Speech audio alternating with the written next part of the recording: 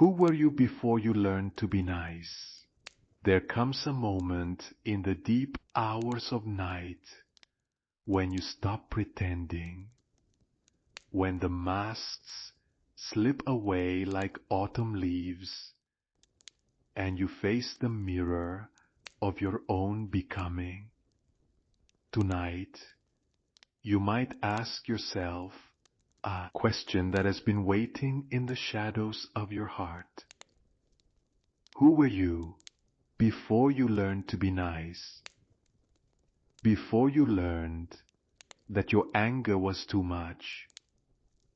Before you discovered that your tears made others uncomfortable? Before you understood that wild joy could fill a room so completely that others felt small in comparison? Who were you in those moments before the world taught you to dim your light, to soften your edges, to apologize for taking up space? The night knows your answer.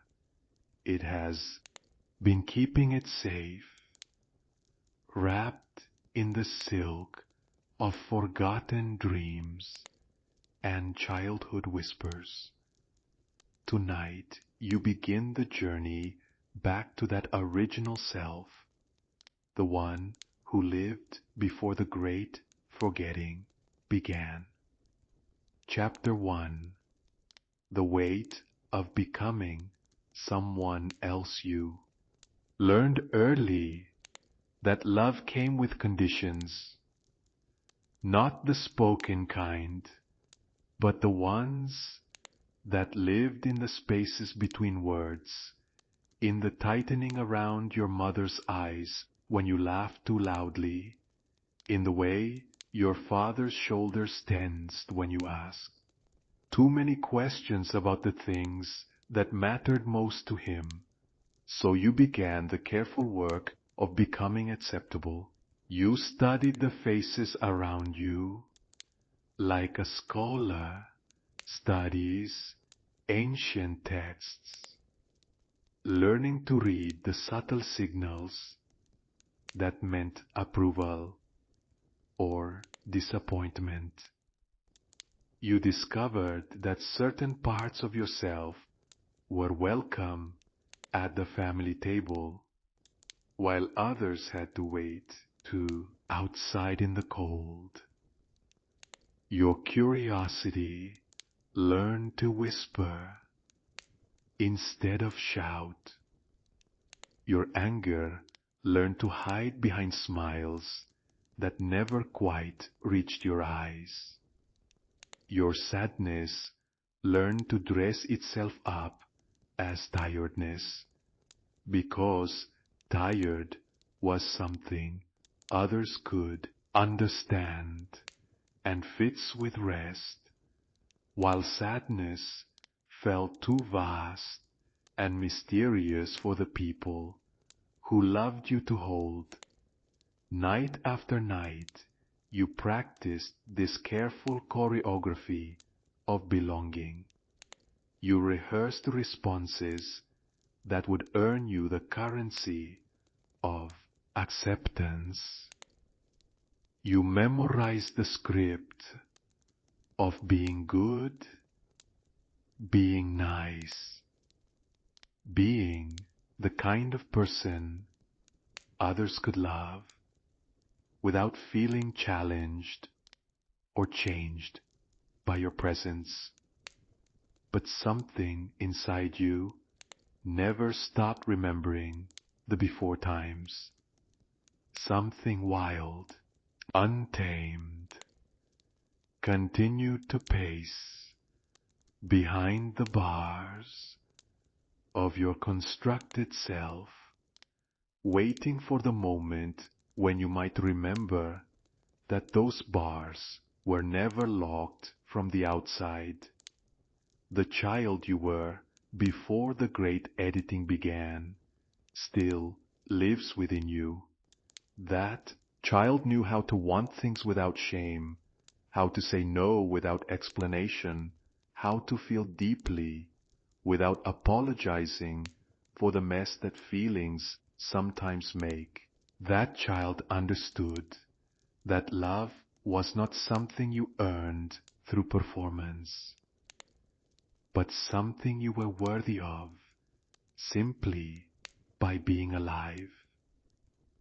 Tonight, in this sacred darkness, you begin to remember what you forgot. You begin to hear the voice that has been calling your name from the wilderness of your own heart, asking you to come home to yourself. The journey back is not about becoming someone new. It is about unbecoming all the someone else's you learned to be.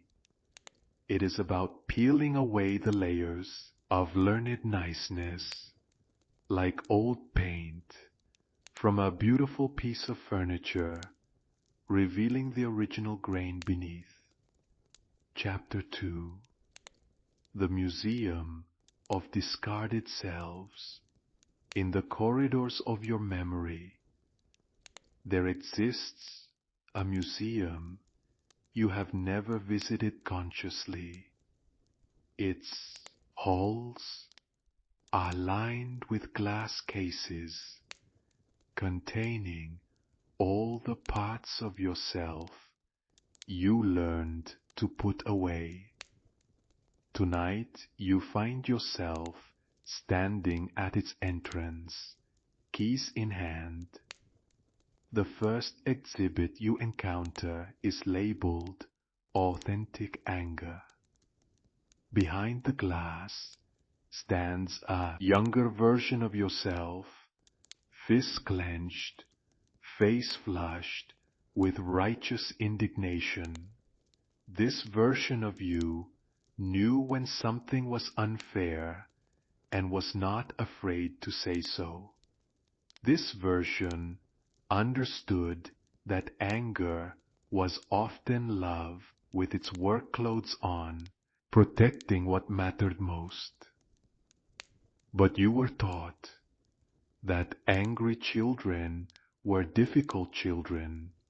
You learned that your anger made others uncomfortable, that it was somehow proof of your lack of gratitude for all the good things in your life. So you locked this fierce protector away, telling yourself that nice people don't get angry, that spiritual people transcend such base emotions. The next case contains your unfiltered joy. Here stands a child who could be deliriously happy about a butterfly, a song, the way light moved through water. This version of you knew that happiness was not something to be rationed or justified. Joy was a gift that asked for nothing but to be felt fully, shared freely, celebrated without reservation. Yet somewhere along the way, you learned that too much happiness made others feel bad about their own lives. You discovered that exuberant joy was considered immature, that adults were supposed to contain their excitement, measure their pleasure, apologize for feeling too good when others were suffering. Further down the hall, you find your unapologetic boundaries. This version of you knew the difference between yes and no without having to consult a committee of other people's expectations. This self understood that saying no to what you didn't want was the only way to make room for what you did want. But the world taught you that boundaries were selfish, that good people said yes even when it cost them their peace, their energy, their authentic desires, You learn to be proud of how much you could give, how little you needed, how small you could make yourself to fit into spaces that were never meant for your full presence. In another case stands your messy vulnerability. This version of you could cry when you were sad, ask for help when you were lost, admit when you didn't know something. This self understood that being human meant being beautifully, imperfectly real. Yet you were taught that vulnerability was weakness, that needing others was a burden, that your struggles should be private affairs handled with quiet dignity. You learned to say, "I'm fine," when you were falling apart, to smile when you wanted to scream, to pretend you had answers when you were drowning in questions. Each exhibit in this museum tells the same story, a piece of your authentic self that was deemed too much, too little, too something for the world to accept. And so you learned the art of self-editing, cutting away the parts of yourself that made others uncomfortable, keeping only what was easy to love. But tonight, something different is happening. Tonight, you are not here as a visitor looking at relics of who you used to be. Tonight, you have come with keys, ready to unlock these cases, invite these exiled parts of yourself back into the light. Chapter 3. The Shadow's First Whisper. In the deepest wing of your inner museum, you find a door you have never noticed before. It is unmarked, unremarkable, the kind of door you might walk past 1,000 times without seeing. But tonight, it calls to you with a whisper that sounds like your own voice speaking words you have never allowed yourself to say. Behind this door lives what the wise ones call the shadow, not the evil twin of your personality, but the repository of all the energies you learned to disown. Your shadow is not your enemy. It is the part of you that holds everything you decided was unacceptable about being human. As you turn the handle, you feel a familiar fear rise in your chest. This is the fear that has kept you nice, kept you small, kept you acceptable. It is the fear that if you open this door, if you look at what you have hidden from yourself, you will discover that you are not who you thought you were. You will find that you are not as good, as pure, as spiritually evolved as you have worked so hard to become. But courage is not the absence of fear. Courage is feeling the fear and opening the door anyway, because you finally understand that what lives behind it is not your destruction, but your completion. The first thing you see is your capacity for selfishness, not the cruel, destructive kind, but the simple, animal understanding that you matter, that your needs are valid, that wanting things for yourself is not a moral failing, but a sign of healthy aliveness. You were taught that good people are selfless, that thinking of yourself is somehow wrong. But your shadow knows better. It knows that you cannot give from an empty well, that martyrdom is often just resentment wearing a halo, that taking care of yourself is not selfish but necessary. Next to your healthy selfishness stands your capacity for judgment. You were taught that spiritual people don't judge, that evolved individuals accept everyone and everything with unconditional love.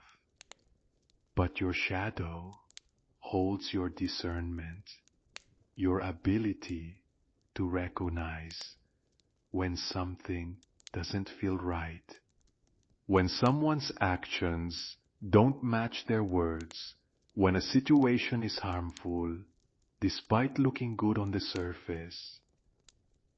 Your judgment is not cruelty. It is wisdom. It is the part of you that can say, "This does not serve me," without having to explain why to anyone else. It is the voice that can recognize manipulation, boundary violations, and emotional manipulation without immediately blaming yourself for being too sensitive. In another corner, you find your capacity for what others might call darkness, your ability to feel rage at injustice, to experience jealousy when others have what you want, to feel hatred for those who have hurt the innocent. These feelings were labeled as unspiritual, unenlightened, proof that you had more work to do on yourself. But your shadow knows that darkness is not the opposite of light. Darkness is the fertile soil from which all growth comes. Your rage at injustice is what fuels your compassion for the oppressed. Your jealousy points you toward what you truly desire. Your hatred of cruelty is what makes you gentle with the wounded. The shadow is not asking you to become a different person. It is asking you to become a whole person. It is asking you to stop pretending that you are only made of light, only capable of love, only interested in peace. It is asking you to acknowledge that you are beautifully, completely human. As you stand in this room with all your disowned parts, you begin to understand something that no one taught you. Integration is not about becoming perfect. It is about becoming real. Chapter 4. The Child Who Knew Better. Before you learned that the world was dangerous, before you discovered that love came with conditions, before you understood that some parts of yourself were more welcome than others, there was a child who lived inside your skin, who knew things the adults around you had forgotten. This child knew that feelings were meant to be felt, not managed. When sadness came, it was meant to be cried until it transformed into something else. When anger arose, it was meant to move through you like weather, intense and temporary, clearing the air for what came next. When joy bubbled up, it was meant to spill over without apology, making everyone around you remember what happiness actually felt like. This child understood that your body wasn't just a vehicle for your mind, but a wise teacher with its own intelligence. When your stomach tightened around certain people, it was trying to tell you something important. When your heart raced in certain situations, it was offering you crucial information. When you felt drawn to someone or something, that attraction was not random but meaningful. But the adults around you had learned to distrust their bodies, to override their instincts, to make decisions with their minds, while ignoring the wisdom their hearts and guts were trying to share. And slowly they taught you to do the same. You learned to smile when your stomach was telling you to run.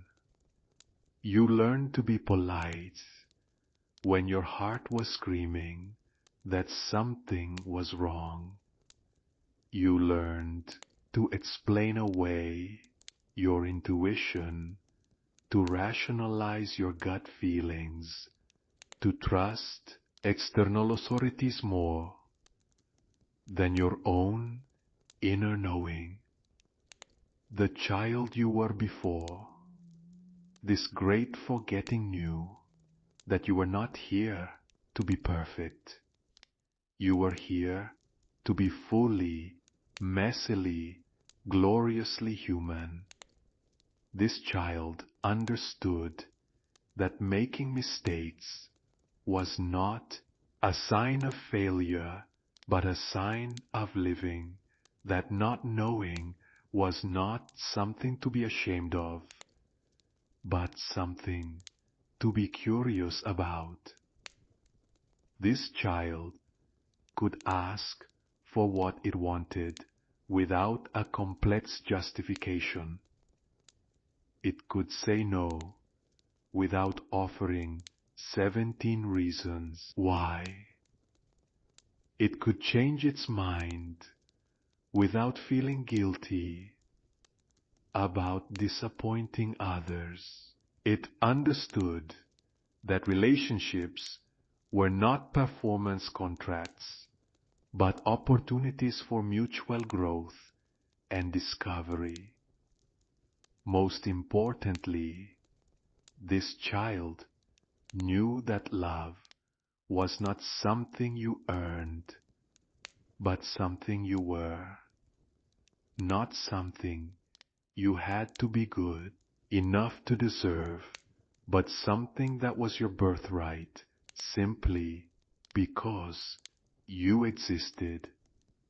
This child had not yet learned that love was scarce, that you had to compete for it, that you could lose it by being too much or too little of anything. But somewhere along the way, the world convinced you that this child's wisdom was naive, that its trust was dangerous, that its openness was a liability. You learned to be more careful, more guarded, more strategic in how you moved through the world. The Tragedy is not that you learned these things. The tragedy is that you forgot they were learned, not innate. You began to believe that being careful, guarded, and strategic was who you really were, rather than armor you had put on to survive in a world that seemed unsafe for your original self. Tonight, in this sacred darkness, that child is stirring. It has been patient, waiting for the moment when you might remember that all the wisdom you seek outside yourself already lives within the original blueprint of who you came here to be. This child is not asking you to become reckless or naive. It is asking you to remember that beneath all your learned strategies for being acceptable, there is still a self that knows how to want what it wants, feel what it feels, and love without keeping score. Chapter 5. The Dreams That Remember Every Night. While your conscious mind rests, another part of you goes to work. This part speaks in the language of symbols and stories, weaving together the fragments of your daily experience with the deeper currents of your soul's journey. Your dreams are not random firings of neurons, but letters from your unconscious self, written in a code that bypasses your logical mind and speaks directly to your heart. Tonight, as you lie in the space between waking and sleeping, you begin to remember some of these nocturnal messages. You remember the dream where you were searching for a room in your childhood home that you knew existed but could never find. You remember the dream where you could fly, but only when no one was watching. You remember the dream where you were naked in public, but instead of shame, you felt free. These dreams were not random. They were your psyche's way of showing you what your waking mind was not ready to see. The hidden room was the part of yourself you had locked away. The secret flying was your authentic power that you only accessed when you felt safe from judgment. The public nakedness was your soul's longing to be seen and accepted exactly as you are. In your dreams, you have met yourself in 1,000 different forms. Sometimes you appear as the confident person you wish you could be during the day. Sometimes you are the frightened child who never learned that the world was safe. Sometimes you are the wise elder who already knows how this story ends. These dream selves are not fantasies or wish fulfillment. They are aspects of your complete self, parts of your psyche that your waking consciousness has not yet learned to integrate. They are showing you the fullness of who you are, beyond the narrow definition you have accepted during your daylight hours. you have dreamed of being chased by faceless figures, and upon waking, dismiss these as anxiety dreams. But what if the figures chasing you were not threats, but forgotten parts of yourself, trying to get your attention? What if they were the aspects of your personality that you had been running from, the qualities you had labeled as unacceptable? You have dreamed of houses with many rooms, some beautiful and welcoming, others dark and mysterious. You wait thinking these were just the remnants of random memories. But what if these houses were maps of your own psyche, showing you both the parts of yourself you inhabit comfortably and the parts you have never dared to explore? You have dreamed of conversation with people who died long ago, and you call these visits mere wishful thinking. But what if these encounters were your soul's way of processing unfinished business, of receiving wisdom from the ancestors who live on in your cellular memory, of healing wounds that extend beyond your individual story? Your dreams have been trying to tell you something that your waking mind finds too threatening to hear. You are not broken. You are not incomplete. You are not too much or too little of anything. You are a complex, multifaceted being who has learned to live in only a small fraction of your full capacity. The nightmares you have dismissed as meaningless disturbances are often your psyche's way of working through the traumas and fears that your conscious mind cannot process alone. The recurring dreams that seem to make no sense are your soul's way of showing you patterns that need your attention, cycles that are ready to be broken, growth that is trying to happen.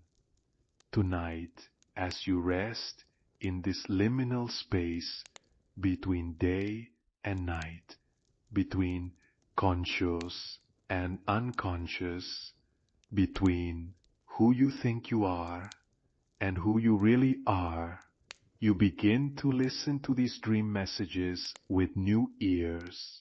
You begin to understand that your sleeping mind is not less intelligent than your waking mind, just intelligent in a different way. Chapter 6. The Conversation You Never Had. There is a conversation you have been avoiding your entire life.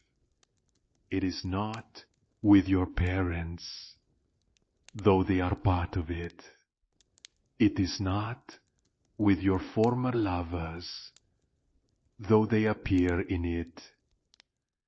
It is not with your children, though they will benefit from it. This conversation is with the part of yourself that has been waiting patiently in the wings of your life, hoping someday you might turn around and acknowledge its presence.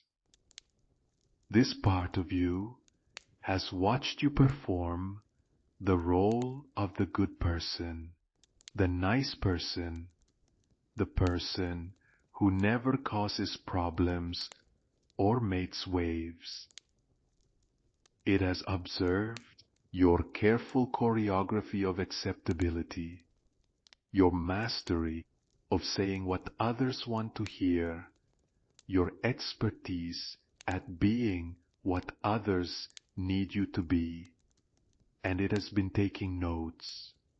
It knows about the times you said yes when everything in your body was screaming no. It remembers the moments you smiled while your heart was breaking, when you pretended to be fine while you were falling apart inside. It has witnessed every time you made yourself smaller to fit into spaces that were never designed for your full presence. This part of you is not angry with you for these choices. It understands that you did what you thought you needed to do to survive, to be loved, to belong. But it is tired of waiting for you to remember that survival is not the same as living. If you could sit down with this aspect of yourself tonight, if you could create a space safe enough for it to speak honestly, what might it say to you? It might tell you about the exhaustion that comes from constantly monitoring other people's emotions, from being responsible for everyone else's comfort while neglecting your own. It might share how lonely it feels to be appreciated for what you do rather than loved for who you are. It might confess that it is tired of being grateful all the time, of finding the silver lining in every difficult situation, of being the one who always looks on the bright side, when sometimes what you really need is to acknowledge that some things are genuinely difficult and unfair. This part of you might admit that it misses your anger, that righteous fire that used to burn when you witnessed injustice or experienced betrayal. It might tell you that your niceness sometimes feels like a betrayal of the people who are suffering, that your positivity can be a way of avoiding the difficult work that real change requires. It might share that it is weary of being the strong one, the one who holds everyone else together while quietly falling apart. It might tell you that it longs to be held without having to earn that comfort, to be supported without having to prove that you deserve it. Most of all, this part of you might say that it is ready for you to stop living your life as an apology for existing. It is ready for you to take up the space you were meant to inhabit, to speak the words that want to be spoken through you, to feel the feelings that are trying to move through your system. This conversation cannot happen in the bright light of day, surrounded by all the people who have come to depend on your niceness. It can only happen in the safety of solitude, in the gentle darkness that asks nothing of you except that you be honest about what is really happening inside your heart. Tonight, you have the opportunity to listen to this voice without judgment, to hear its concerns without immediately trying to fix or change or improve anything. Tonight, you can simply acknowledge that this part of you exists and has something important to say. The conversation you have been avoiding is not about becoming a different person. It is about becoming a more complete version of the person you already are.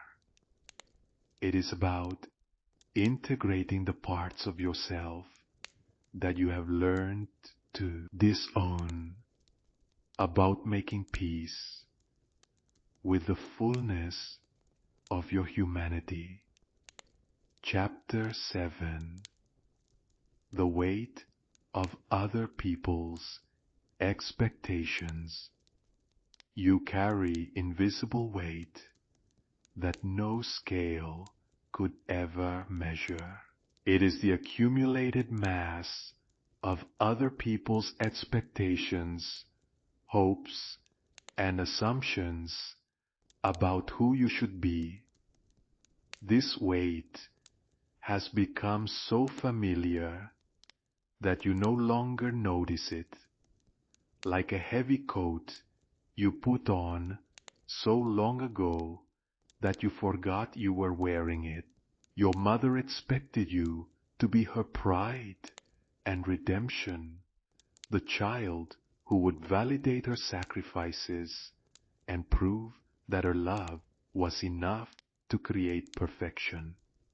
Your father expected you to be strong in the ways he never learned to be, to carry forward his unrealized dreams while avoiding his mistakes.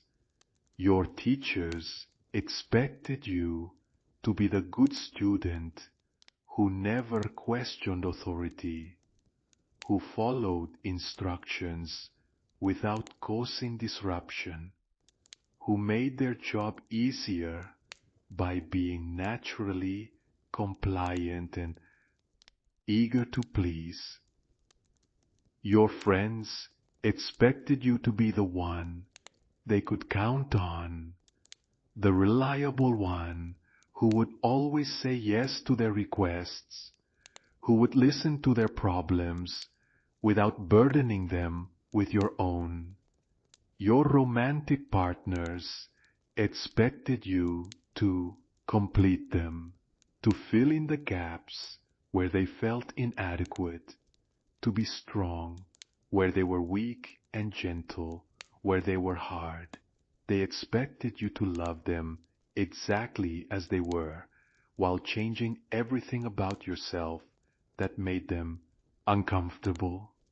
Your children expected you to be the perfect parent who never made mistakes, who always knew the right thing to say and do, who could protect them from every pain while preparing them for every challenge. They expected you to be simultaneously strong enough to handle anything and gentle enough to never frighten them with the intensity of your own emotions. Your colleagues expected you to be the team player who never rocked the boat, who took on extra work without complaint, who could be counted on to sacrifice your own needs for the good of the organization.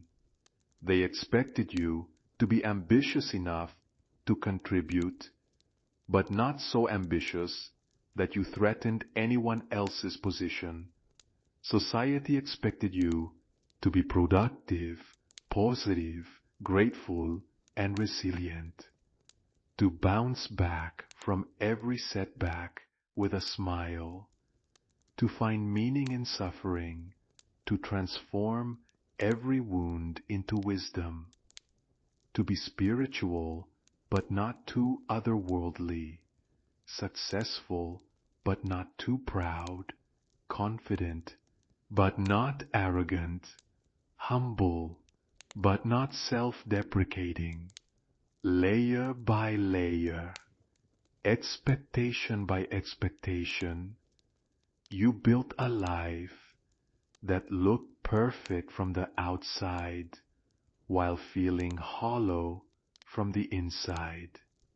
You became an expert at reading other people's needs and meeting them, sometimes before they even knew they had them. You learn to anticipate disappointment and prevent it, to manage other people's emotions so skillfully that they never had to confront their own discomfort. But expectations are not love. They are contracts disguised as affection, conditional approval, masquerading as acceptance. Real love does not require you to be anything other than what you are. Real love is curious about your authentic self rather than invested in your performed self. Tonight, in this sacred darkness, you have permission to set down this invisible weight. You can take off the heavy coat of other people's expectations and remember what it feels like to move through the world without carrying the burden of being perfect for everyone. This does not mean becoming cruel or selfish or inconsiderate. It means recognizing that you cannot be responsible for other people's emotional well-being without sacrificing your own. It means understanding that disappointing others is sometimes the price of being honest about who you really are. The people who truly love you will adjust to your authenticity. They will learn to relate to the real you rather than the performance you. And the people who cannot make this adjustment were never really loving you anyway. They were loving what you did for them, how you made them feel, the role you played in their story. As you set down these expectations, you might feel afraid. Without them, who are you? Without the constant feedback of other people's approval or disappointment, how do you know if you are good enough? But this fear is just the growing pains of becoming real. Beneath all those expectations, beneath all that performance, beneath all that careful choreography of acceptability, there is a self that has been waiting patiently for you to remember it exists. Tonight, that self whispers your true name in the darkness, calling you home to yourself. Chapter 8. The Oracle of Your Own Heart. Deep within your chest, beneath the layers of learned responses and careful calculations, there lives an oracle. This inner voice has been speaking to you your entire life, but its whispers have been drowned out by the louder voices of expectation, obligation, and fear. This oracle does not speak in the language of logic or reason. It does not offer 5-year plans or step-by-step instructions. Instead, it communicates through the subtle signals of your body, the inexplicable knowing that rises from your gut, the sudden clarity that comes when you stop trying to figure everything out with your mind. You have felt this oracle's guidance countless times, though you may have dismissed it as intuition, instinct, or wishful thinking. It was the voice that whispered no when everyone else was saying yes. It was the feeling that told you someone was not. trustworthy, even when they said all the right words. It was the sudden knowing that you needed to leave a situation, call a friend, or change direction, even when you couldn't explain why. But you were taught to mistrust this inner knowing. Yeah, we're told that feelings were unreliable, that gut instincts were primitive, that real wisdom came from outside authorities who knew better than you did. You learned to override your oracle's guidance in favor of what others expected, what seemed reasonable, what appeared to be the right thing to do. The tragedy is not that you learn to think critically or seek advice from others. The tragedy is that you forgot you had your own internal guidance system, your own direct line to the wisdom of your soul. You began to believe that you needed someone else to tell you what was right for you, what you should want, how you should feel about your own experience. Your oracle knows things your mind cannot know.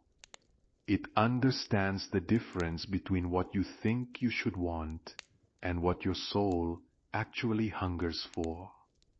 It can distinguish between fear that is trying to protect you and fear that is trying to control you. It knows when someone is speaking truth and when they are performing truth. This inner voice has watched you make decisions based on what seemed logical, practical, or expected, only to find yourself in situations that felt wrong despite looking right on paper. It has witnessed you ignore red flags because you thought you were being too sensitive, dismiss gut feelings because you thought you were being paranoid, talk yourself out of dreams because you thought you were being unrealistic. Your oracle is not asking you to stop thinking or to make impulsive decisions based on fleeting emotions. It is asking you to include its wisdom in your decision-making process, to consider not just what makes sense to your mind, but what feels right to your whole being. The voice of your oracle is often quiet, easily overwhelmed by the noise of modern life and the urgency of other people's agendas. It tends to speak in whispers rather than shouts, in gentle nudges rather than dramatic pronouncements. It requires stillness to hear, spaciousness to receive, and courage to trust. Tonight, in this moment of quiet reflection, you have the opportunity to listen for this voice without the distractions of daily life. You can ask your oracle the questions you have been afraid to ask, knowing that the answers will come not as thoughts, but as knowing, not as words, but as feeling, not as explanations, but as understanding. What does your oracle know about the life you are living? What does it sense about the path you are walking? What guidance has it been trying to offer that you have been too busy or too frightened to hear? The ancient Greeks built temples to their oracles, understanding that accessing divine wisdom required sacred space and reverent attention. Tonight, your body is the temple, your breath is the ritual, and your willingness to listen is the offering that allows your own inner oracle to speak. This voice will not tell you what others want to hear. It will not give you easy answers or comfortable lies, but it will tell you the truth about what your soul needs, what your heart wants, and what your life is asking of you. And sometimes that truth is the most radical thing you can know. Chapter 9. The Archaeology of Your Anger. There is an emotion you have buried so deeply that you have forgotten it ever existed. It lies beneath layers of politeness, beneath decades of being told that good people don't feel this way, beneath a lifetime of learning that this feeling was dangerous, destructive, and proof that you still had work to do on yourself. Your anger, not the explosive, harmful rage that destroys relationships and hurts innocent people, not the bitter resentment that poisons your own heart and colors everything you see, but the clean, clear anger that arises when your boundaries are violated, when injustice occurs, when someone treats you or others in a way that is simply not okay. This anger is not your enemy. It is your internal guardian, the part of your psyche that knows when something is wrong and is willing to take action to make it right. It is the force that moves you to protect what you love, to stand up for what you believe in, to say no when no needs to be said. But somewhere in your history, this healthy anger got confused with destructive rage. Perhaps you witnessed anger being used as a weapon in your childhood home. Perhaps you were taught that spiritual people transcend such base emotions. Perhaps you learned that expressing anger meant you were out of control, not enlightened enough, too human for your own good. So you learned to bury this vital energy beneath layers of understanding, compassion, and forgiveness.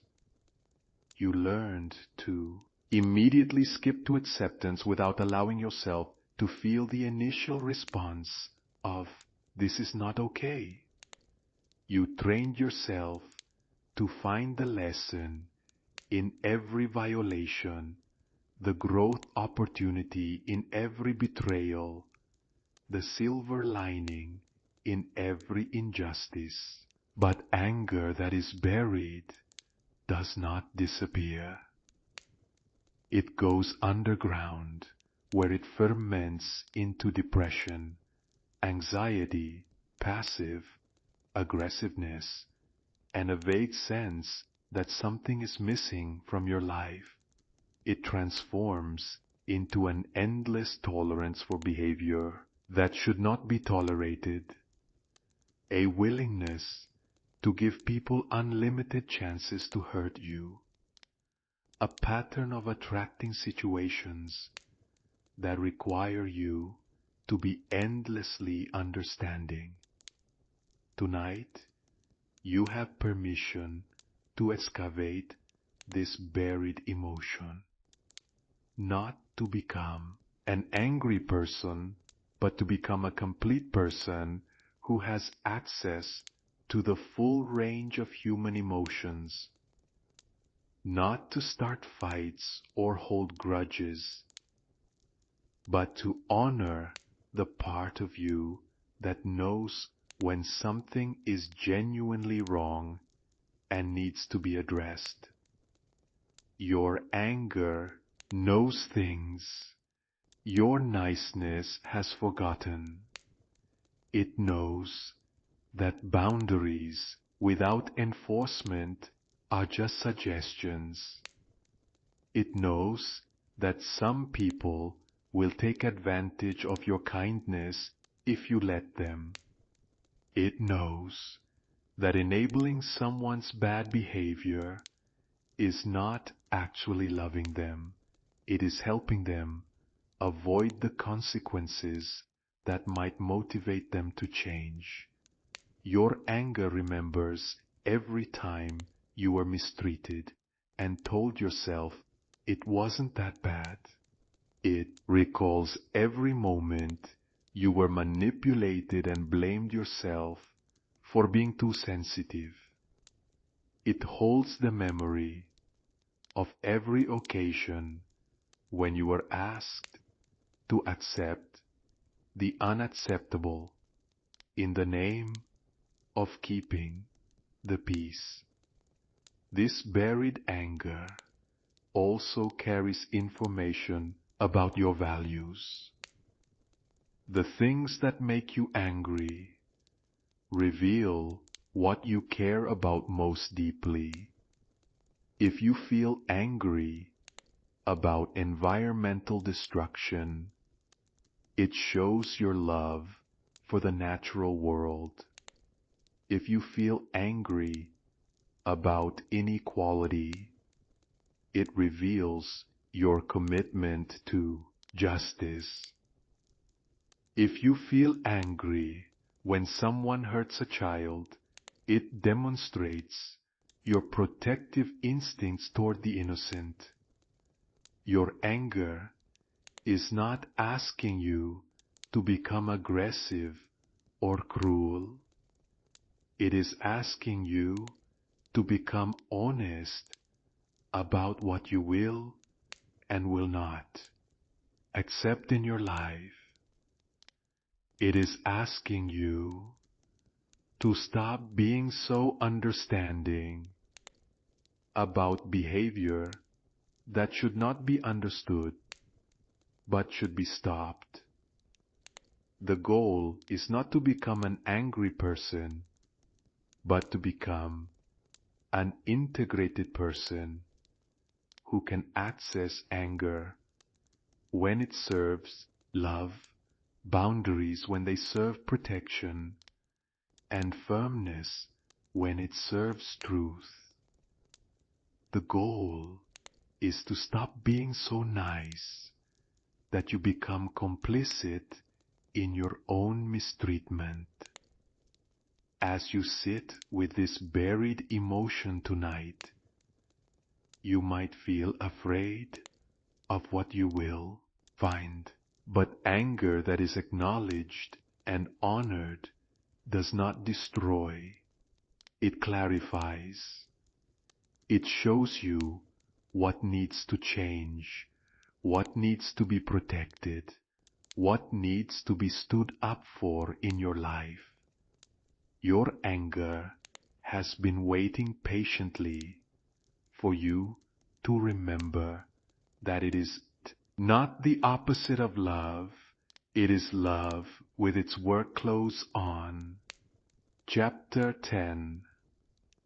The Myth of Endless Giving. You were taught that goodness meant giving until it hurt, then giving some more. You learned that spiritual people were selfless, that evolved individuals put everyone else's needs before their own, that the highest path was one of service and sacrifice. This teaching created a beautiful prison in your heart. You became the person everyone could count on, the reliable one who never said no, the generous soul who gave and gave until you forgot that receiving was also part of the sacred dance of life. But endless giving without receiving is not generosity.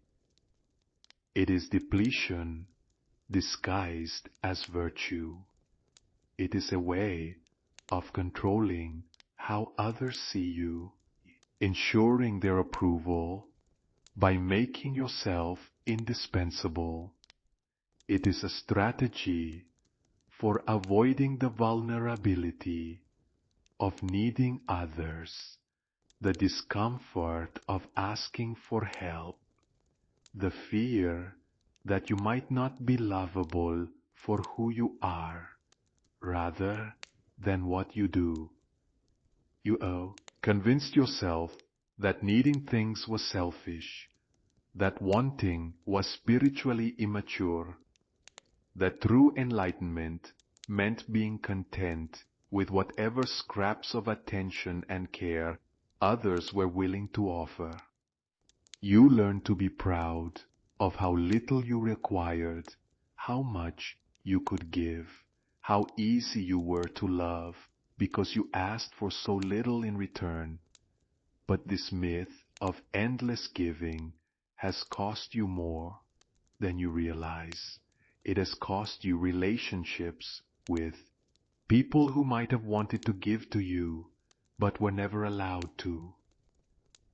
It has cost you the experience of being truly known, since you never revealed your own needs, wants, and vulnerabilities.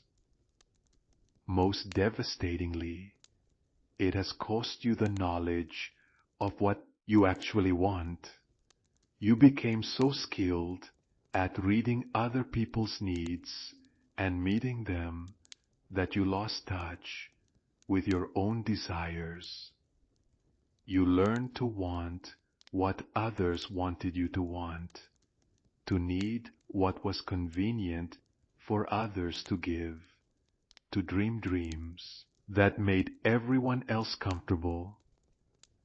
The people in your life learn to take your giving for granted, not because they were necessarily selfish, but because you trained them to. You never showed them that you had limits, that you needed care, that relationships were supposed to be mutual exchanges rather than one-way streets, with you as the perpetual giver. Some of these people actually wanted to give to you, but didn't know how. You had become so identified with the role of giver that you couldn't receive without feeling guilty, couldn't ask for help without feeling weak, couldn't admit you needed support without feeling like a failure. Tonight, in this sacred darkness, you have permission to question this myth that has governed so much of your life. You can ask yourself what you might have been avoiding by staying so busy meeting everyone else's needs. What feelings were you trying to prevent by making yourself indispensable? What fears were you trying to manage by being endlessly generous? Perhaps you were afraid that if you stopped being useful, people would leave. Perhaps you believed that your worth was tied to your productivity, your value connected to your service. Perhaps you were terrified of discovering that you were lovable, just for being you, not for what you could do for others. The path to wholeness doesn't require you to stop being generous or caring. It requires you to become generous and caring toward yourself as well as others. It asks you to include yourself in the circle of beings worthy of love, attention, and care. This means learning to recognize your own needs without shame. It means developing the ability to ask for what you want without justifying why you deserve it. It means understanding that receiving is not selfish but necessary, not weak but wise, not taking from others but participating in the flow of love that moves both ways. The myth of endless giving told you that your worth was measured by how much you could sacrifice. But tonight, you begin to remember a deeper truth. Your worth exists independent of what you do for others. You are valuable not because of your usefulness, but because of your being. You are lovable not for your service, but for soul. Chapter 11. The loneliness of being misunderstood. There is a particular kind of loneliness that comes not from being alone, but from being surrounded by people who love a version of you that isn't quite real. It is the loneliness of being appreciated for your performance, while your authentic self remains invisible, unknown, and untouched by genuine connection. You have felt this loneliness in rooms full of people who think they know you. You have experienced it in relationships where others love what you do for them, but have never been curious about who you are when you are not doing anything for anyone. You have known it in the gap between how others see you and how you experience yourself in the private moments when all the masks come off. This loneliness is particularly sharp because it comes with guilt. How can you feel alone when so many people care about you? How can you feel misunderstood when others constantly tell you how wonderful you are? How can you feel unseen when you receive so much positive attention for being helpful, reliable, kind? But you know the difference between being seen for your function and being known for your essence. You understand the distinction between being valued for your role and being loved for your soul. You recognize the gap between surface appreciation and deep understanding. The people in your life love the you that makes their lives easier, smoother, more pleasant. They appreciate the you that listens to their problems without burdening them with your own, that remembers their preferences while hiding your own, that accommodates their needs while minimizing your own. But who knows the you that struggles with doubt in the middle of the night?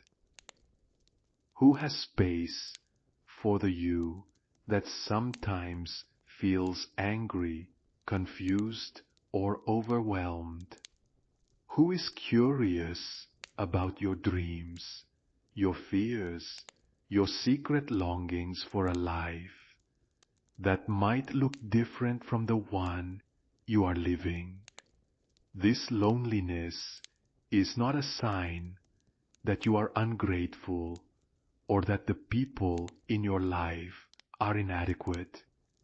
It is a sign that you have been so successful at being what others need you to be that you have forgotten to reveal who you actually are.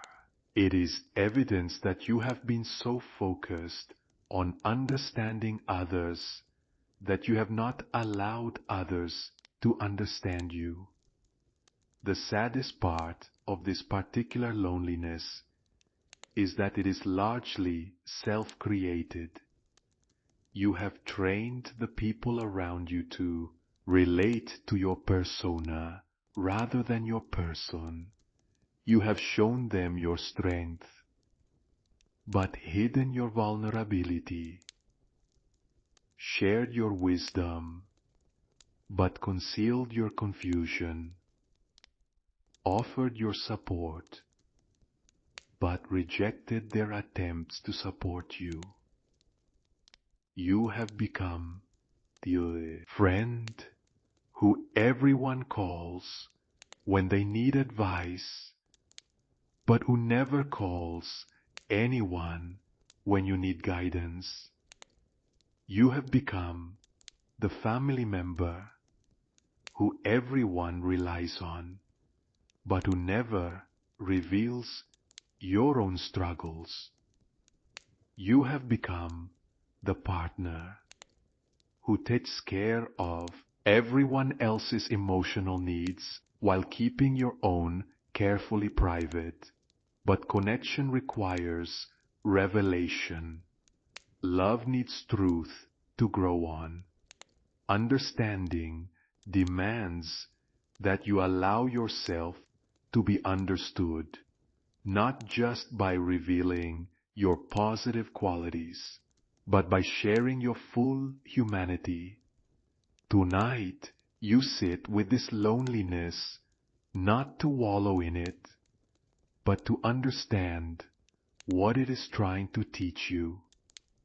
It is showing you that performance, no matter how appreciated, can never satisfy your deep need to be known. It is revealing that approval, no matter how abundant, cannot replace authentic acceptance. Your loneliness is calling you to take the risk of being real with the people who matter to you. It is asking you to share not just your light, but your shadows, not just your certainties, but your questions, not just your strength, but your need for support. This does not mean becoming a burden or dumping all your problems on others. It means gradually allowing people to see more of who you are beneath the role you play in their lives. It means giving others the gift of being needed by you, the privilege of supporting you, the opportunity to love you for your humanity rather than your perfection. The loneliness of being misunderstood is curable, but the cure requires courage. It requires the willingness to risk being known, to chance being rejected for who you really are, rather than accepted for who you pretend to be. It requires trusting that some people, perhaps more than you think, are capable of loving the real you if you give them the chance. to meet her. Chapter 12. The wisdom of your wounds. Every scar on your heart tells a story. Every wound in your soul carries wisdom. Every break in your spirit has created space for light to enter in ways it never could have when you were still intact, still whole, still believing that life was supposed to be safe and predictable and fair. You have tried to heal these wounds by forgetting them, by forgiving too quickly, by finding meaning in suffering before you had fully felt its impact. You have rushed toward wisdom without honoring the teacher that pain can be when it is met with presence rather than pushed away with positivity. But your wounds are not your enemies. They are not evidence of your failures, proof of your inadequacies, or signs that you have not yet learned to live correctly. Your wounds are initiations, invitations into deeper layers of your own humanity and compassion. The wound of abandonment taught you something about your capacity to survive alone, about the resources that live within you that no one can take away.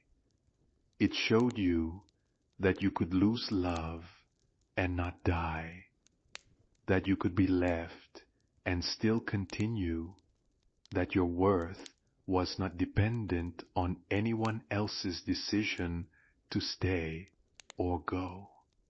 The wound of betrayal revealed the difference between trust that is naive and trust that is wise.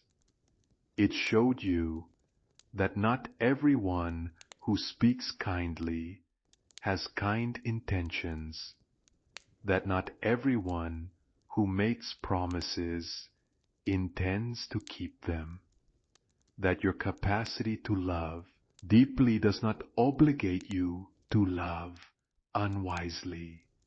The wound of rejection taught you about your own resilience, about your ability to be told no and still believe in your yes.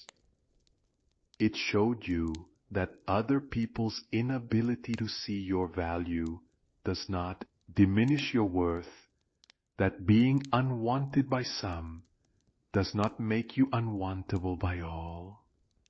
The wound of loss introduced you to the depth of your own heart, to your capacity to love so fully that its absence creates a crater in your chest. It showed you that grief is love with nowhere to go, that mourning is the price of having been blessed with something precious enough to miss. But wounds become wisdom only when they are met with consciousness rather than avoided through distraction. They transform into gifts only when you stop trying to heal them and start trying to understand what they have come to teach you. Your wounds want to be witnessed, not fixed. They want to be honored, not healed away. They want to be integrated into your story, not edited out of your history.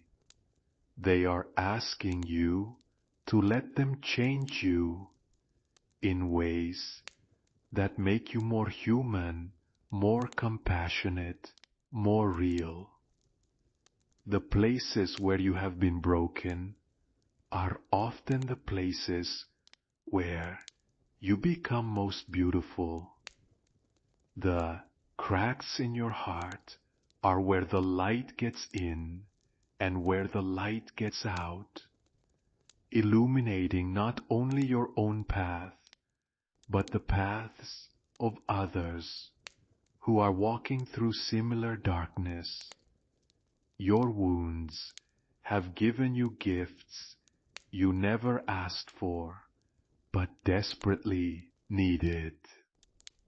They have taught you empathy for others who are suffering, patience with the messiness of being human, humility about your own limitations and the limitations of others.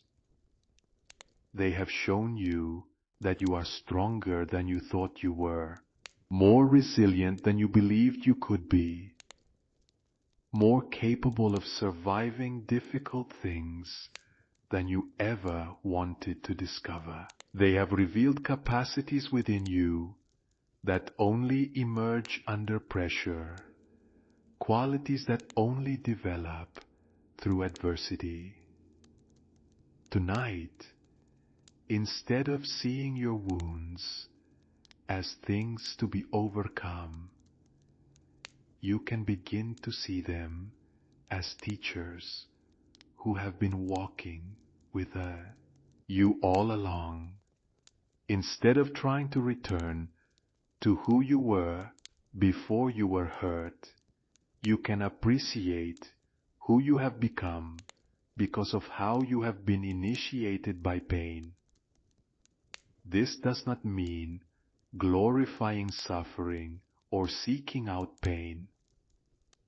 It means recognizing that since painful things have happened and will continue to happen, you can choose to let them teach you rather than simply diminish you. You can choose to let them crack you open rather than close you down.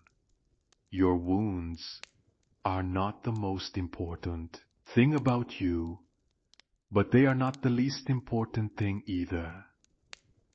They are part of your story, part of your wisdom, part of what makes you capable of recognizing pain in others and meeting it with understanding rather than judgment.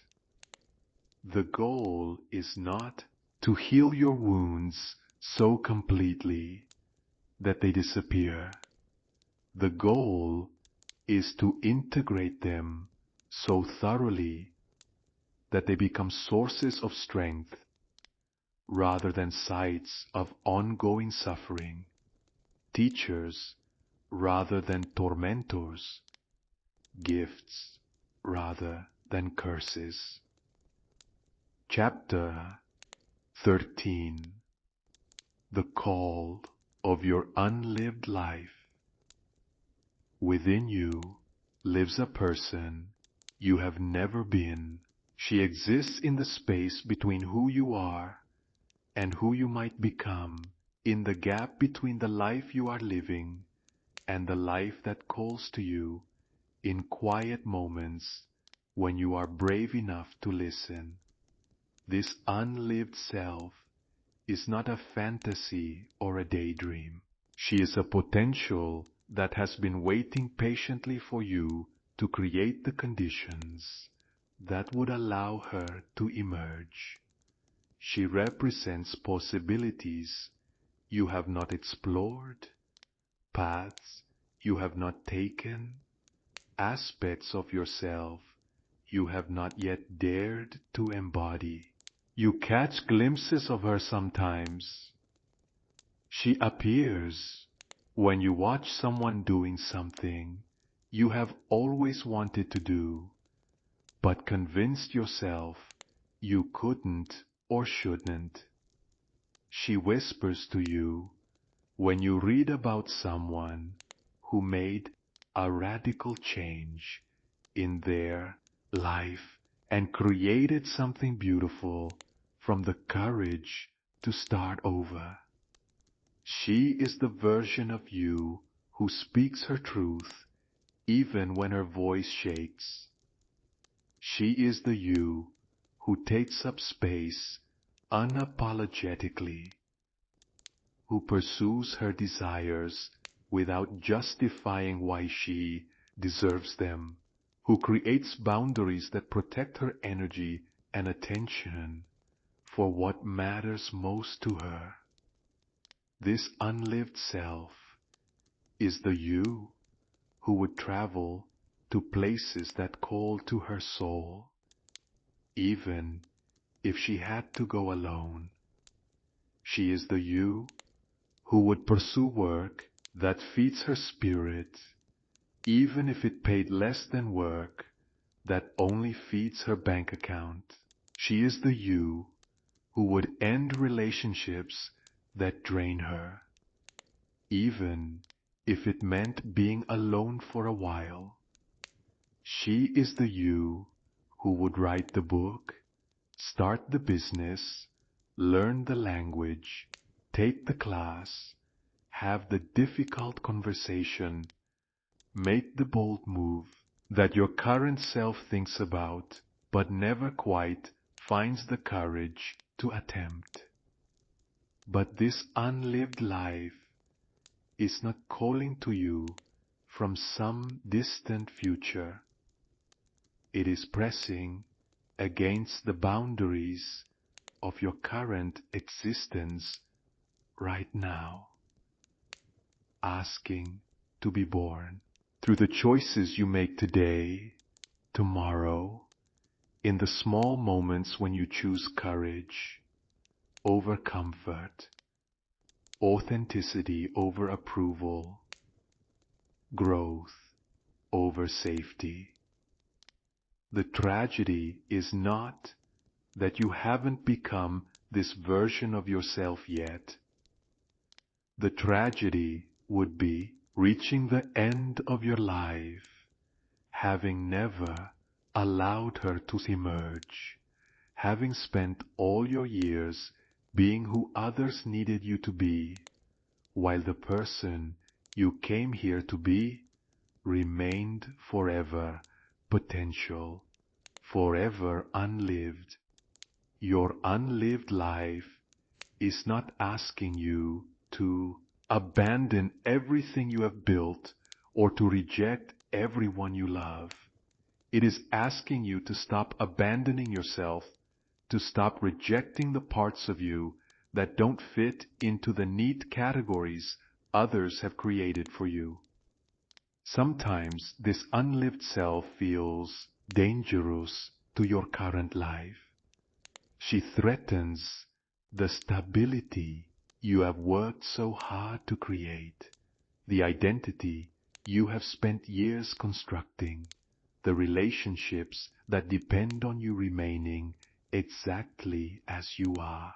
But evolution always feels dangerous to the version of yourself that is being outgrown. The call of your unlived life often becomes stronger during times of crisis, loss, or significant transition, when the structures you have built begin to crumble, when the roles you have played no longer fit, when the life you have been living starts to feel too small for who you are becoming. These moments of dissolution are not punishments or signs that you have failed. They are invitations to let go of what no longer serves, so that what wants to emerge can finally have space to breathe, to grow, to become real in the world. Tonight you can begin to listen to this call without immediately dismissing it as impractical, impossible, or irresponsible. You can start to imagine what it might look like to take small steps toward the life that has been calling to you, even if you cannot see the entire path from where you currently stand. Your unlived life is not asking for dramatic gestures or radical transformations overnight. It is asking for small acts of courage, tiny movements toward authenticity, gradual expansions of who you allow yourself to be in the world. It is asking you to honor the dreams that have persisted despite your practical objections, to pay attention to the activities that make you lose track of time, to notice what brings you alive, and to find ways to include more of that aliveness in your daily existence. The person you have never been is not separate from who you are now. She is who you are. When you stop performing, stop people-pleasing, stop making yourself smaller to fit into spaces that were never meant for your full presence. She is who you are when you remember that you came here to live your own life, not to be a supporting character in everyone else's story. Chapter 14. The Alchemy of Becoming Real. There comes a moment in every authentic life when you realize that you have been living as an actor in a play you did not write, speaking lines that were never yours, performing for an audience that may not even be paying attention. Tonight, you stand at the threshold of a different kind of existence, the life that happens when you finally decide to become real. Becoming real is not the same as becoming perfect. It is not about fixing all your flaws or transcending your humanity. It is about integrating all the parts of yourself you have learned to hide, disown, or apologize for. It is about becoming whole rather than becoming good. The process of becoming real requires what the old alchemists understood as solve et coagula, dissolve and reconstitute. You must be willing to let the false self dissolve, the carefully constructed persona that has served as your interface with the world, so that your authentic self can coagulate, can come together in a new configuration. This dissolution can feel like death, and in many ways it is.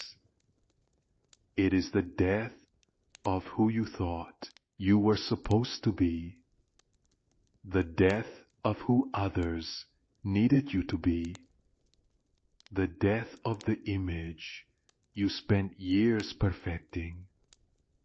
But this death is not an ending.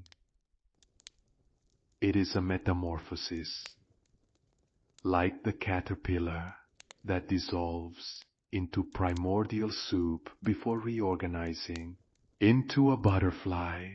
You must be willing to let yourself become unrecognizable for a while.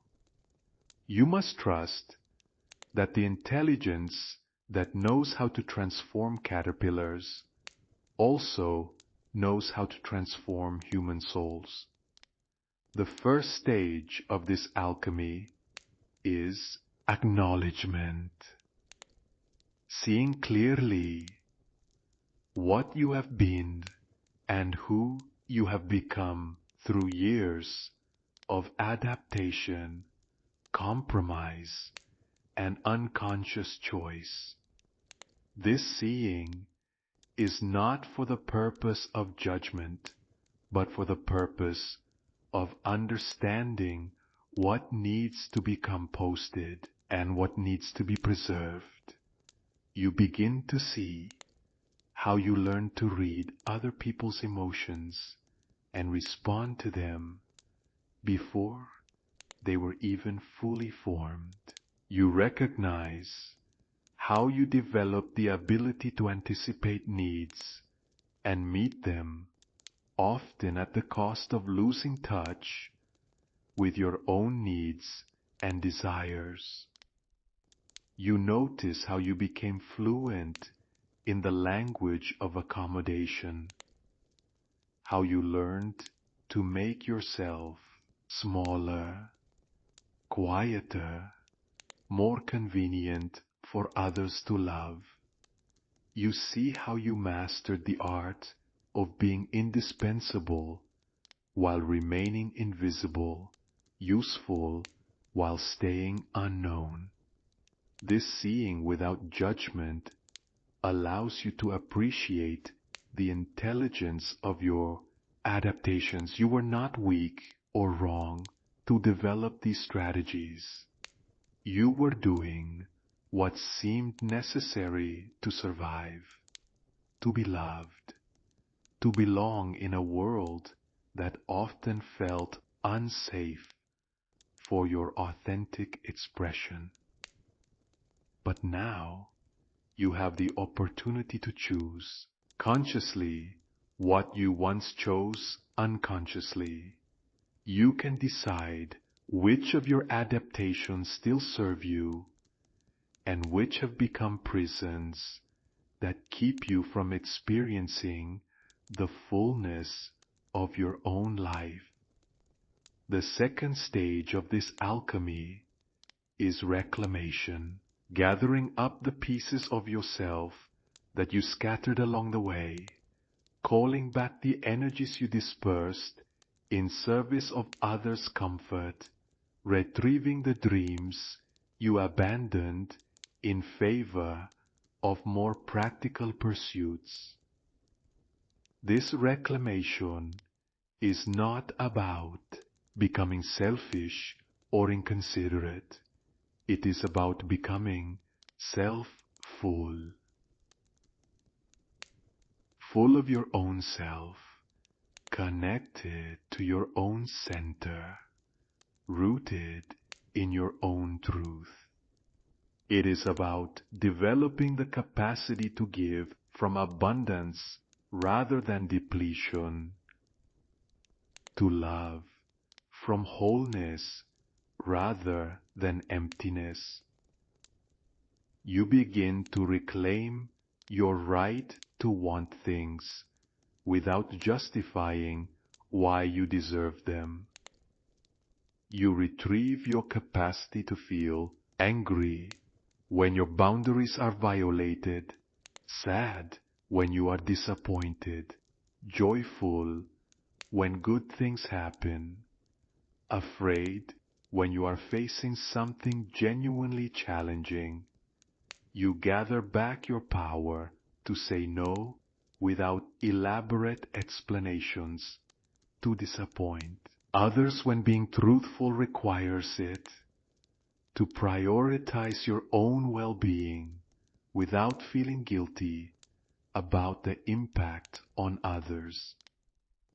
The third stage is integration, learning to live as a whole person rather than a fragmented collection of roles and responses. This integration requires developing new muscles, the muscle of authentic expression, the muscle of healthy boundaries, the muscle of self-compassion. Integration means learning to hold complexity without trying to resolve it immediately. It means accepting that you can love someone and still need space from them, that you can be grateful for your life while still wanting it to change, that you can be spiritual and still get angry, evolved, and still need help. This stage requires patience with yourself as you learn new ways of being in relationship with others. The people in your life will need time to adjust to your authenticity. Some will welcome the real you with relief, grateful to finally meet the person behind the performance. Others may resist the changes, preferring the version of you that was easier to understand and control. The final stage is embodiment, living as your authentic self, not just in moments of insight or during times of crisis, but as a consistent way of being in the world. This embodiment is not a destination, but a practice, not an achievement, but a commitment to keep choosing truth over comfort, authenticity over approval, wholeness over perfection. Tonight, as you rest in this liminal space between who you have been and who you are becoming, you can feel the alchemy beginning. You can sense the old structures starting to soften, the false identities beginning to dissolve, the authentic self stirring in the depths of your being. This transformation cannot be rushed or forced. It happens in its own time, according to its own wisdom. Your job is not to control the process, but to cooperate with it, not to direct the alchemy, but to trust it. Chapter 15. The Voice of the Wise One. Within deep, in the sacred chambers of your psyche, there lives a voice that has been speaking to you since before you learned language. This voice does not belong to your parents, your teachers, your society, or your religion. It belongs to the part of you that existed before you took on any roles, before you learned any rules, before you forgot that you came here already knowing how to be yourself.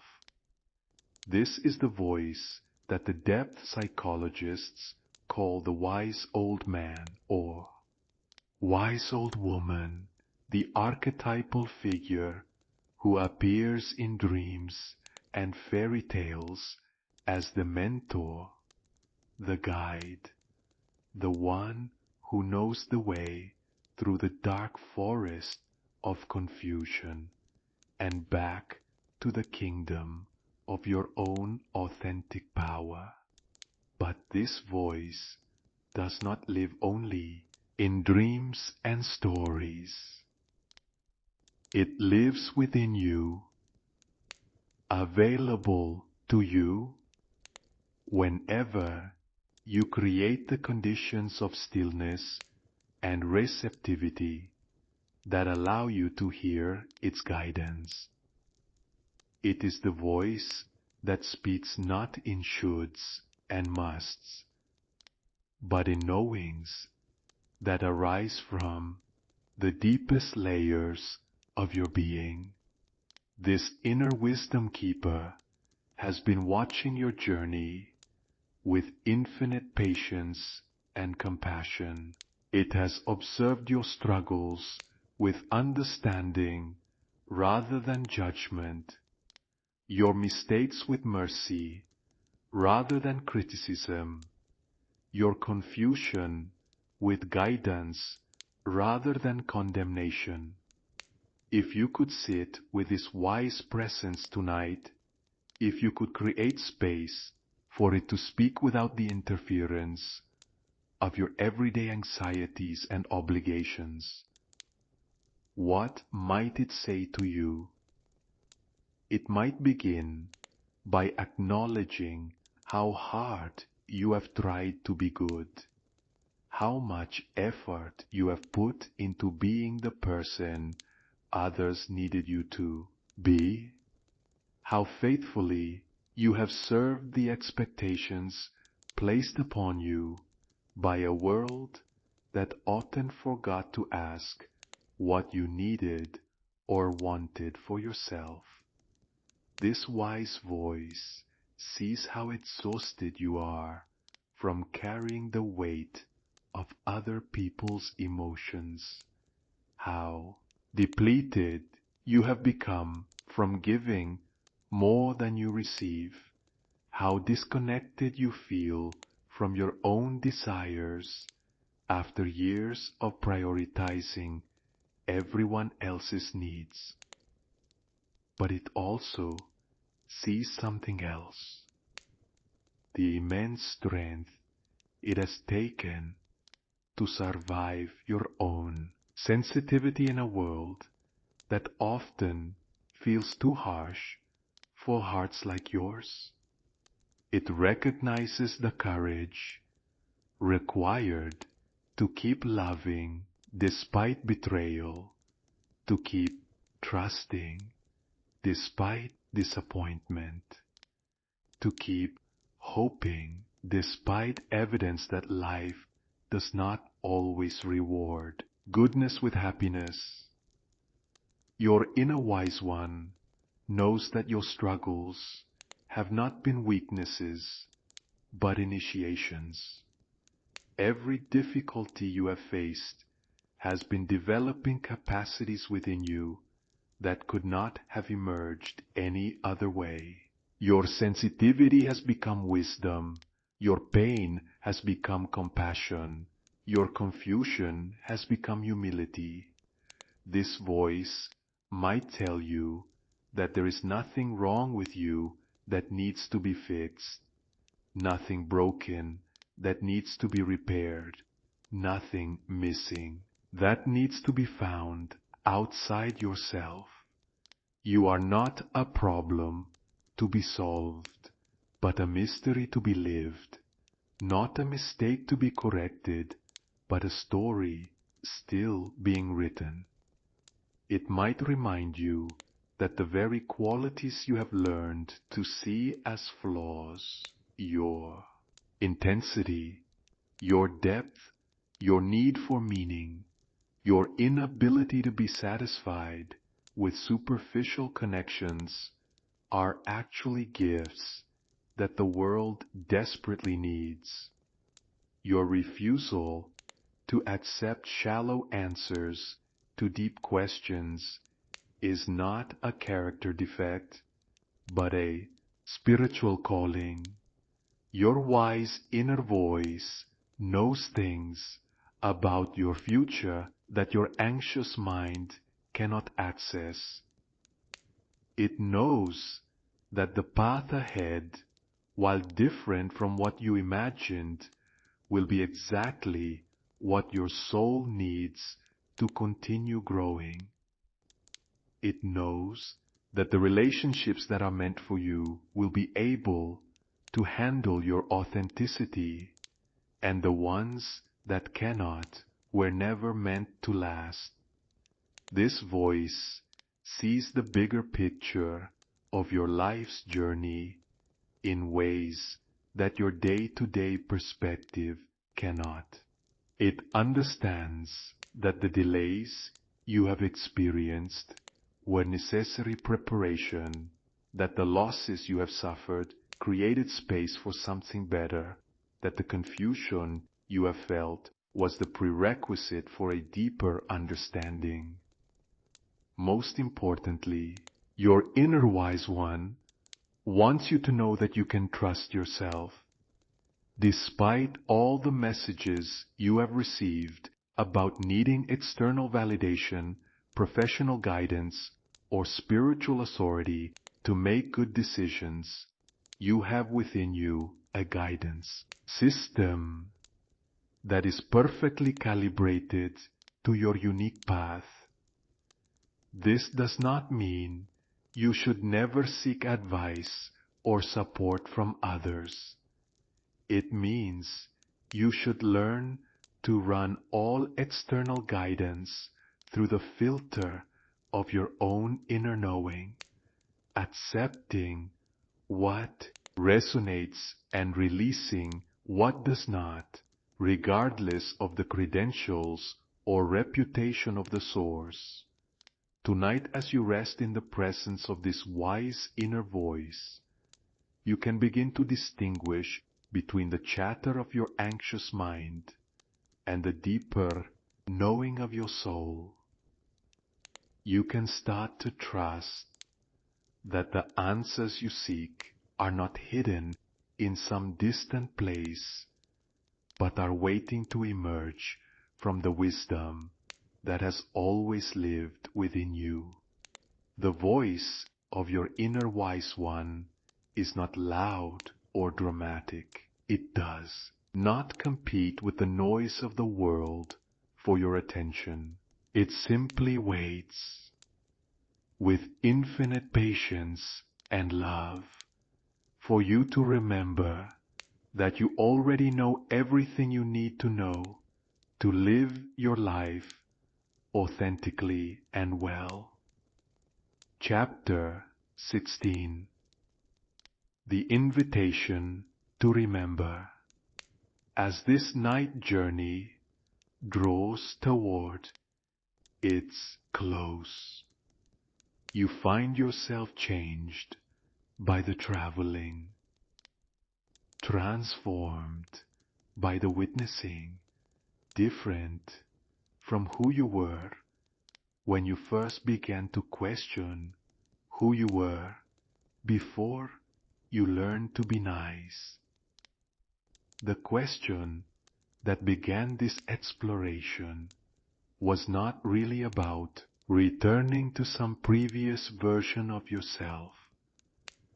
It was about remembering that beneath all the layers of learned behavior, adapted responses, and carefully constructed personas, there has always been a self that knew how to be itself without apology or explanation.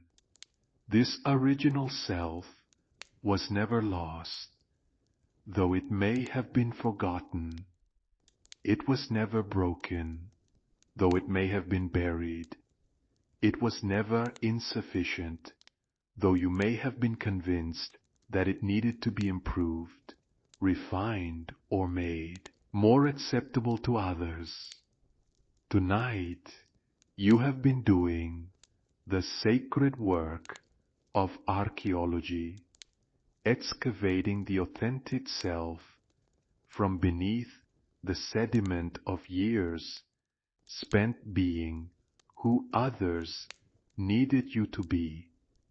You have been removing the layers of accumulated expectations, obligations, and adaptations to reveal the original blueprint of your soul. This work is not complete. It may never be complete. Becoming real is not a destination, but a practice. Not an achievement, but a commitment to keep choosing authenticity over approval, truth over comfort, wholeness over perfection. But something has shifted in you during this journey through the landscape of your own becoming. Some internal barrier has softened, some long-held tension has released. Some part of you that was holding its breath has finally exhaled and remembered how to breathe naturally again. You have remembered that your sensitivity is not a weakness but a superpower, that your depth is not a burden but a gift, that your inability to be satisfied with surface-level connections is not a character flaw, but evidence of your soul's intelligence. You have reclaimed your right to feel angry when you are mistreated, sad when you are disappointed, joyful when good things happen, afraid when you are facing genuine challenges. You have retrieved your capacity to want things without justifying why you deserve them, to need support without feeling guilty about burdening others. You have begun to distinguish between love and approval, between acceptance and performance, between belonging and fitting in. You understand now that real love does not require you to be anything other than what you are, that authentic belonging happens when you show up as yourself rather than as who you think others want you to be. The voice of your inner wise one has reminded you that you can trust yourself, that you have within you a guidance system that is perfectly calibrated to your unique path, that the answers you seek are not hidden in some distant place, but are waiting to emerge from the wisdom that has always lived within you. Most importantly, you have begun to integrate the understanding that was whispered by a voice you had almost forgotten existed. There is nothing wrong with you that needs to be fixed, nothing broken that needs to be repaired, nothing missing that needs to be found outside yourself. You are not a problem to be solved, but a mystery to be lived, not a mistake to be corrected, but a story still being written. Your struggles have not been weaknesses, but initiations, developing capacities within you that could not have emerged any other way. As you prepare to return to the world of daylight and daily responsibilities, you carry with you the memory of who you were before you learned to be nice. But you also carry something more, the knowledge that you can choose moment by moment to be that person again. You can choose to speak your truth, even when your voice shakes. You can choose to honor your needs without feeling guilty about disappointing others. You can choose to pursue what calls to your soul, even if it makes no sense to anyone else. You can choose to love deeply while maintaining healthy boundaries, to be generous without depleting yourself, to be kind without being a pushover. You can choose to be spiritual and still get angry, evolved and still need help, wise and still confused about many things. The invitation is not to become perfect, but to become real, not to transcend your humanity, but to embrace it fully, not to fix yourself, but to free yourself from the belief that you were ever broken in the first place. This invitation is always available to you. In every moment when you choose authenticity over approval, truth over comfort, wholeness over perfection, you are answering the call of your original self. You are remembering who you were before you learned to be nice, and you are becoming who you were always meant to be. Chapter 17. The Return to Yourself. In the ancient stories, the hero's journey always includes a return. After the adventure, after the trials, after the discoveries in far-off lands, the hero must come home. But they return as a different person than the one who first set out on the journey. Tonight, you are the returning hero. You have journeyed into the depths of your own psyche, faced the shadows you had learned to deny, reclaimed the parts of yourself you had scattered along the way, and remembered the voice of your own inner wisdom. But the return is often the most challenging part of any journey. It is one thing to discover your authentic self in the quiet sanctuary of inner exploration. It is another thing entirely to bring that self into the world of daily life, with all its demands, expectations, and relationships that were built around the person you used to be. The people in your life will notice that something has changed. Some will welcome the transformation, relieved to finally meet the real person behind the persona you had been performing.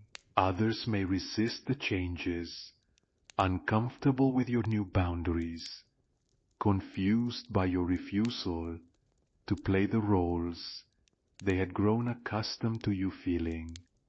This resistance is not necessarily a sign that these people don't love you. Often it is simply the natural human response to change, the discomfort that arises when familiar patterns are disrupted. People had learned to relate to your adaptations, your accommodations, your willingness to be what they needed you to be. Now you are asking them to relate to your authenticity instead. This requires them to stretch, to grow, to develop new ways of connecting with you. Some will rise to this challenge, discovering that they prefer the real you to the performed you. Others may not be able to make this adjustment. Learning to navigate these relational changes with compassion for both yourself and others is part of the ongoing work of becoming real. It requires developing the ability to stay centered in your own truth while remaining open to feedback and connection with others. You may need to have difficult conversations with people who have grown comfortable with your old patterns of self-sacrifice and people-pleasing. You may need to disappoint some people in order to be honest about who you really are and what you actually want. This does not mean becoming cruel or inconsiderate. It means becoming boundaried, becoming honest, becoming willing to risk the discomfort of conflict in order to preserve the integrity of your authentic self. As you integrate this journey of self-discovery into your daily life, you may find that you need to make some practical changes. The job that was tolerable when you were disconnected from your own desires may become unbearable now that you know what you actually want to do with your life. The relationships that functioned when you were willing to be a supporting character in other people's stories may no longer work now that you remember you came here to live your own story. The living situation that was acceptable when you were trying to minimize your own needs may feel too small now that you are willing to take up the space you deserve. These changes do not need to happen all at once. In fact, the most sustainable transformations usually happen gradually as you slowly align your external life with your internal truth. The key is to stay connected to your authentic self while making these adjustments, to keep listening to your inner guidance while navigating the practical challenges of change. You may find that you need new sources of support as you live more authentically. The people who were comfortable with your old patterns of self-neglect may not be equipped to support your new commitment to self-care. You may need to seek out friends, mentors, or communities that can appreciate and encourage your authentic expression. This is not a rejection of your old life, but an evolution of it. You are not becoming a different person, but becoming more fully the person you have always been beneath the layers of adaptation and accommodation. The return to yourself is not a one-time event, but an ongoing practice. Every day you will have opportunities to choose authenticity over approval, truth over comfort, wholeness over perfection. Some days you will choose well, staying connected to your authentic self, even when it would be easier to slip back into old patterns. Other days you may find yourself falling back into familiar roles and responses. This is normal and expected. Becoming real is not about achieving some perfect state of authenticity, but about gradually increasing your capacity to live from your truth more of the time. It is about developing the muscle of self-awareness, the skill of honest communication, the courage to disappoint others when being real requires it. As you continue this journey of return to yourself, remember that you are not doing this work alone. You are part of a larger movement of people who are choosing consciousness over unconsciousness, authenticity over performance, depth over surface level living. Your willingness to become real gives others permission to do the same. Your commitment to living authentically creates ripples that extend far beyond your individual life. By refusing to settle for less than your full humanity, you make it easier for others to claim their own wholeness. The return to yourself is ultimately a return to love, not the conditional love that requires you to be different than you are. but the unconditional love that recognizes your inherent worth simply because you exist. This love does not ask you to be perfect, but invites you to be present, not to transcend your humanity, but to embrace it fully. Chapter 18: The Sacred Psychology of Transformation. As your night journey approaches its completion, it is time to understand the deeper psychological principles that have guided this process of remembering who you were before you learned to be nice. What you have experienced tonight is not just personal healing, but participation in the ancient human process of individuation, the journey toward becoming who you truly are. This process was understood by the great depth psychologist whose insights have illuminated this path.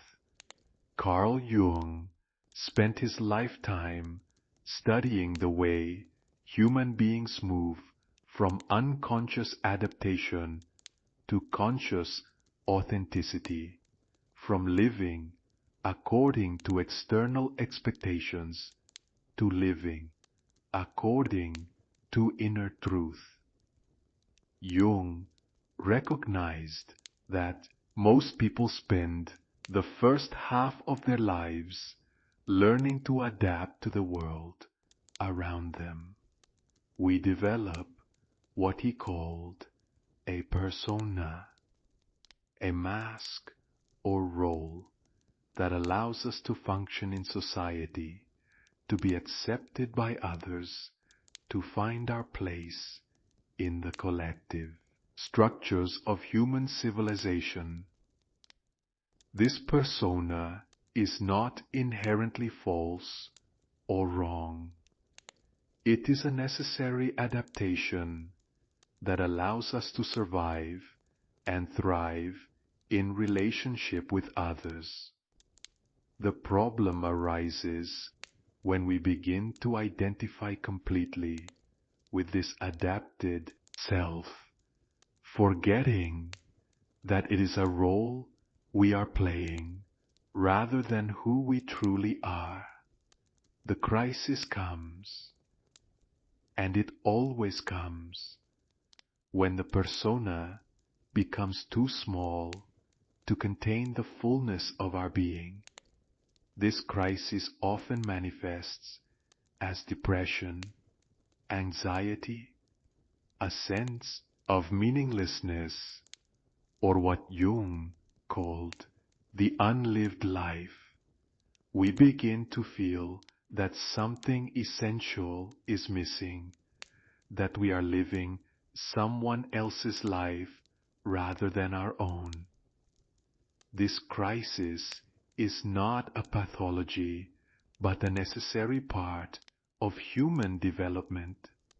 It is the psyche's way of calling us towards the second half of life's journey, the movement from adaptation to authenticity, from collective conformity to individual truth, from living for others to living from our own center. Jung understood that this journey toward authenticity requires what he called shadow work, the process of recognizing and integrating the parts of ourselves that we have learned to disown. These are not necessarily negative qualities, but rather any aspects of our personality that did not fit with our family's values, our culture's expectations, or our own idealized self-image.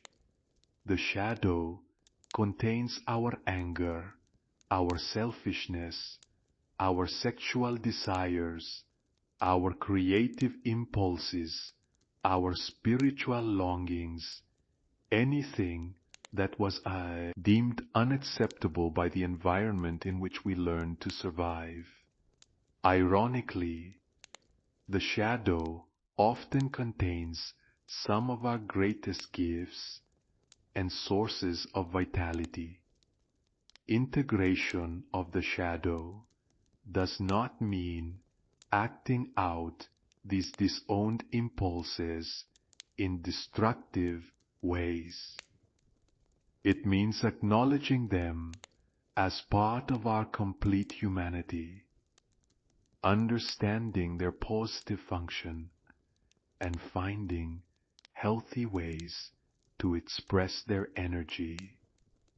Jung also recognized the importance of what he called the inner child, not just the wounded child who needs healing, but the original child who knew how to be spontaneous, creative, curious, and authentic before the world taught them to be otherwise. Reconnecting with this inner child does not mean becoming childish or irresponsible.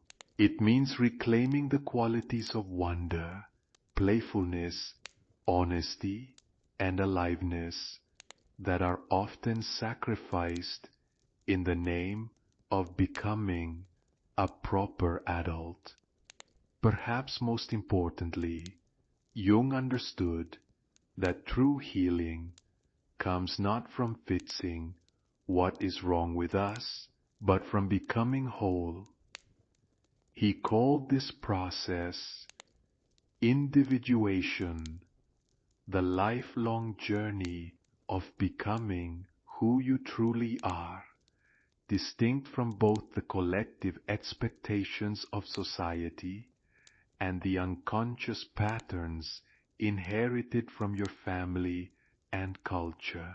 Individuation is not about becoming selfish or disconnected from others. It is about becoming so rooted in your own truth that you can relate to others from authenticity rather than need, from wholeness rather than emptiness, from choice rather than impulsion. Jung observed that until you make the unconscious conscious, it will direct your life, and you will call it fate. Tonight, you have been making unconscious patterns conscious. You have been recognizing the ways you learned to abandon yourself in order to be accepted by others, the strategies you developed to earn love by being useful, the defenses you built to protect yourself from rejection. This recognition is the first step in reclaiming your power to choose. When you understand that your people-pleasing, your self-sacrifice, your inability to say no are learned patterns rather than fixed aspects of your personality, you begin to see that they can be unlearned, modified, or consciously chosen rather than unconsciously enacted. Jung also understood that symptoms, whether psychological or physical, are often the psyche's way of trying to get our attention. Your exhaustion from giving too much, your resentment from receiving too little, your depression, or from living a life that feels inauthentic, are not signs that something is wrong with you. They are signs that something in your life needs to change. The psyche is always moving toward health, toward wholeness, toward the fullest expression of who you came here to be. Sometimes this movement creates temporary chaos as old structures dissolve to make way for new ones. Sometimes it requires you to disappoint people who were comfortable with your old patterns. Jung recognized that this journey toward individuation often involves what he called the transcendent function, the ability to hold opposites in creative tension rather than trying to resolve them prematurely. You can be both spiritual and sexual, both independent and relational, both strong and vulnerable, both selfish and generous. The goal is not to eliminate the tensions inherent in being human, but to learn to dance with them, to let them create new possibilities rather than paralyzing conflicts. This is the difference between either-or thinking and both and consciousness. As you integrate the insights from tonight's journey, you are participating in what Jung called the great work, the alchemical process of transforming the lead of unconscious suffering into the gold of conscious choice. You are learning to recognize the difference between pain that teaches and pain that merely repeats old patterns. Jung believed that each individual who does this work of becoming conscious contributes to the healing of the collective unconscious. By refusing to live unconsciously, by choosing authenticity over adaptation, by integrating your shadow rather than projecting it onto others, you make it easier for others to do the same. Your journey toward wholeness is not just personal therapy, but spiritual service. Your willingness to face your own unconscious patterns reduces the amount of unconsciousness in the world. Your commitment to living authentically gives others permission to do the same. This is why Jung insisted that the privilege of a lifetime is being who you are. It is not a luxury or an indulgence to become your authentic self. It is a responsibility, a calling, a gift you give not only to yourself, but to everyone whose life you touch. Chapter 19. The Morning That Remembers. Tomorrow morning, you will wake in the same bed, in the same house, in the same life you inhabited yesterday. But you will not be the same person who went to sleep last night. Something fundamental has shifted during this journey through the landscape of your own becoming. The external circumstances of your life may look identical, but the internal landscape has been rearranged. Maps that used to guide your decisions have been redrawn. Voices that used to direct your choices have been questioned.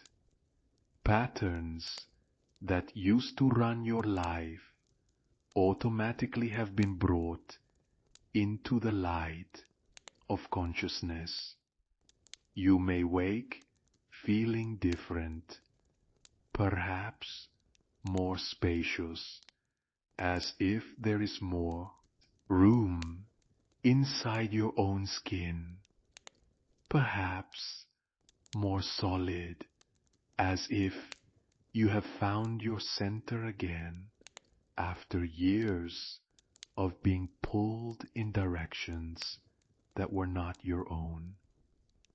Perhaps more tender, as if your heart has been cracked open in ways that allow both more love and more truth to flow through. Or you may wake feeling disoriented, uncertain about how to move through a world that suddenly feels foreign. The old strategies for navigating relationships, work, and daily life may feel awkward or inauthentic. You may wonder how to be in the world as this more real version of yourself. This disorientation is normal and temporary. It is the natural result of expanding beyond the limitations you had accepted as permanent. Like someone emerging from a small, dark room into bright sunlight, your eyes need time to adjust to this new way of seeing. The most important thing to remember as you transition from this night journey back into daily life is that integration happens gradually. You do not need to transform everything at once. You do not need to have difficult conversations with everyone immediately. You do not need to make dramatic changes to prove that something has shifted within you. Instead, you can begin with small acts of authenticity. You can practice saying, "I don't know," when you don't know, instead of pretending to have answers you don't possess. You can experiment with saying no to requests that drain your energy, even if you cannot yet explain why. Can try expressing genuine emotions instead of performing the emotions you think others want to see. These small practices will gradually build your capacity for larger expressions of authenticity. Like strengthening a muscle that has been underused, developing your authentic self requires patience, practice, and gentle persistence. You may find that some relationships in your life shift naturally as you become more real. People who were attracted to your people-pleasing may lose interest as you develop boundaries. Others who were kept at a distance by your performance may be drawn closer as they sense your genuineness. These changes can feel unsettling, but they are signs that your relational life is coming into alignment with your authentic self. The relationships that survive and thrive through your transformation are the ones that were meant to last. The ones that fall away were built on foundations too shallow to support the weight of truth. As you move through your day tomorrow, you can practice what Jung called active imagination, staying conscious of the choice points where You can either fall back into old patterns or choose a response that comes from your more authentic self. When someone asks how you are, you can pause and notice what is actually true for you in that moment, then decide how much of that truth feels appropriate to share. When you feel the familiar urge to take care of someone else's emotions, you can pause and ask whether this is truly helpful or simply habitual. When you notice yourself about to say yes to something you don't want to do, you can pause and consider what would happen if you were honest about your lack of enthusiasm.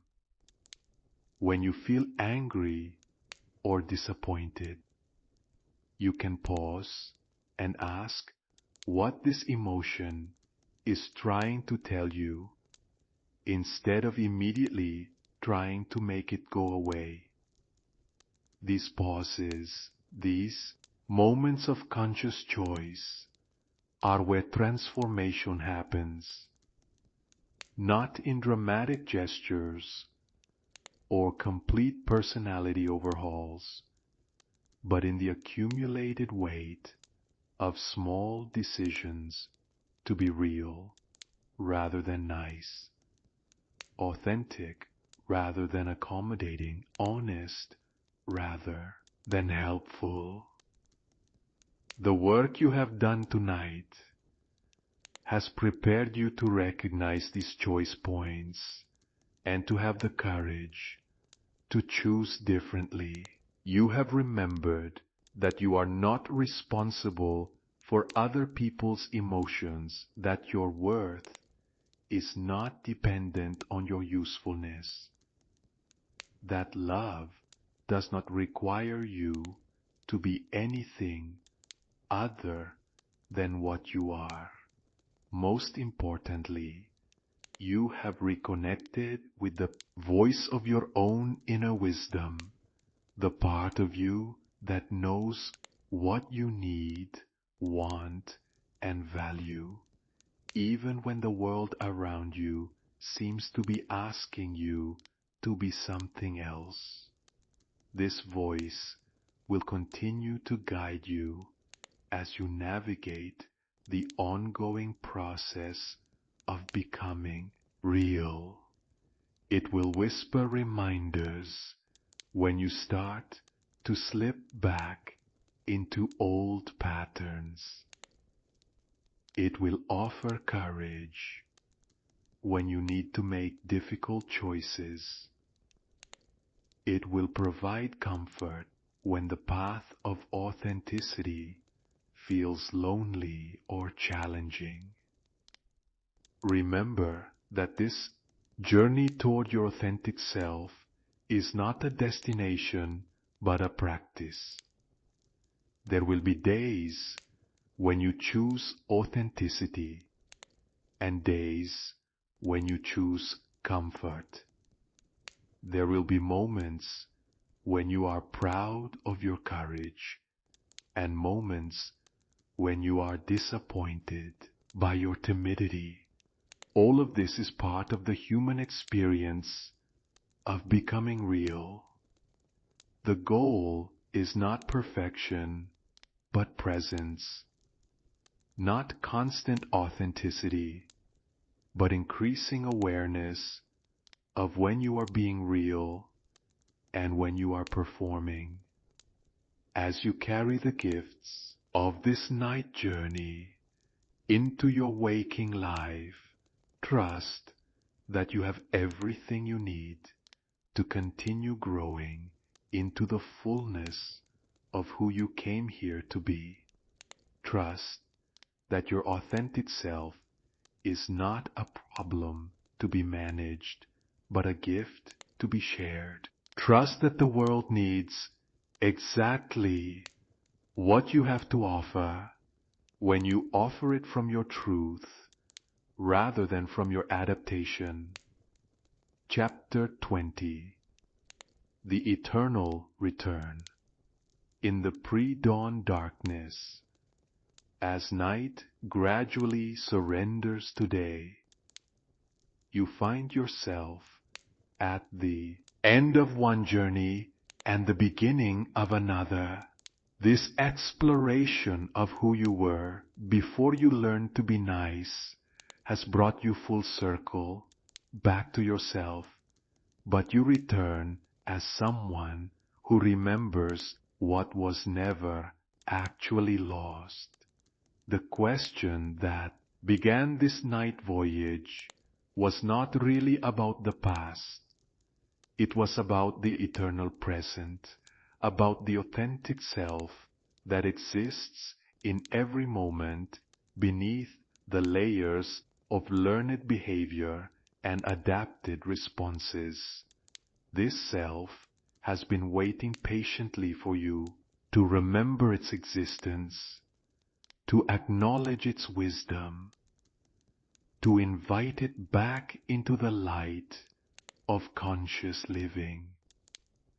Tonight you have practiced what the ancients called anamnesis, the unforgetting, the recollection of what the soul has always known, but temporarily forgot in the process of learning to survive in a world that often seemed unsafe for authenticity. You have remembered that you came into this world already whole, already worthy, already complete. The years of self-improvement, people-pleasing, and performance were not making you better. They were making you smaller, dimmer, less like the magnificent being you were designed to be. This remembering is not a one-time event, but an ongoing practice. Every day, you will have opportunities to choose between your authentic self and your adapted self, between truth and performance, between wholeness and fragmentation. Some days you will choose well, staying connected to your center, even when external pressures try to pull you away from yourself. Other days, you may find yourself slipping back into familiar patterns of accommodation and self-abandonment. Both responses are part of the human journey toward consciousness. The goal is not to never fall back into old patterns, but to notice more quickly when you do, to have more compassion for yourself when it happens, and to choose differently the next time you face a similar situation. Jung understood this as the eternal return, not just the philosophical concept, but the lived reality of coming back to yourself again and again throughout your lifetime. Each return brings you deeper into your own truth, more rooted in your own center, more capable of living from authenticity rather than adaptation. The spiral path of growth means you will revisit the same themes, the same challenges, the same opportunities for choice throughout your life. But each time you encounter them, you do so from a deeper level of understanding, with greater capacity for consciousness, with more tools for remaining true to yourself, even when it would be easier to abandon yourself. This is why the inner words, "never finished," Why growth is a lifelong process. Why becoming real is not a destination but a direction. You are always in the process of becoming who you are, always in the midst of choosing between consciousness and unconsciousness, always standing at the threshold between your authentic self and your adapted self. The beautiful paradox is that the more you become yourself, the more connected you become to others. The more rooted you are in your own truth, the more space you can hold for others to discover theirs. The more you honor your own complexity, the more you can appreciate the complexity of those around you. Authenticity is not selfishness. It is the foundation for genuine service. When you know who you are, what you value, and what you have to offer, you can give from abundance rather than depletion. When you are connected to your own center, you can be present for others without losing yourself in their needs and emotions. This is the gift you give the world when you choose to be real. You model what it looks like to live authentically. You create permission for others to do the same. You contribute to the collective healing that happens when individuals choose consciousness over unconsciousness. Your willingness to face your own shadows, to integrate your own contradictions, to embrace your own full humanity reduces the amount of unconsciousness in the world. Your commitment to living authentically creates ripples that extend far beyond your individual life, touching everyone who encounters your genuine presence. As this night, as this journey comes to its close, you carry with you not just insights and realizations, but an embodied memory of what it feels like to be connected to your authentic self. This feeling, more than any concepts or techniques, will guide you back to yourself. Whenever you start to drift away, you know now what it feels like to breathe deeply into your own truth, to speak from your center rather than from your adaptation, to make choices based on your inner guidance rather than external expectations. This embodied knowledge is your compass, your anchor, your way home to yourself. The voice of your authentic self will continue to speak to you in quiet moments, offering guidance when you need to make difficult choices, providing comfort when the path of truth feels lonely, reminding you of who you are when the world tries to convince you to be someone else. Trust this voice, follow its guidance, honor its wisdom. It has been with you since before you learned to be nice, and it will be with you long after you remember how to be real. The night is ending, but the journey continues.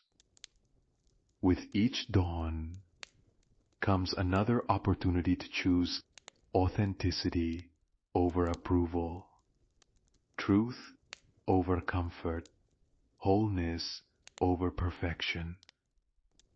With each new day comes another chance to remember who you were before you learned to be nice, and to live as that person in a world that desperately needs your authentic gifts.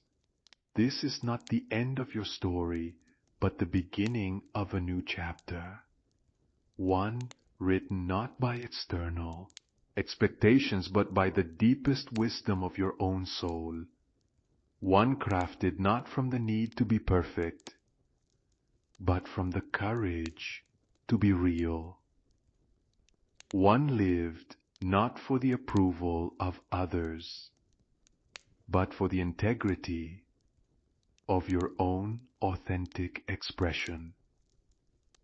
You are ready now to close your eyes and rest, carrying with you the memory of who you have always been beneath all the roles you learn to play. Tomorrow you will wake as someone who remembers, and in that remembering, the world becomes a little more conscious, a little more real, a little more alive with the presence of your authentic self. Sleep now, knowing that you are exactly who you were meant to be. Dream of the life that wants to be lived through you. Rest in the peace of being completely, unapologetically, beautifully yourself. The night journey is complete. The real journey begins with the dawn.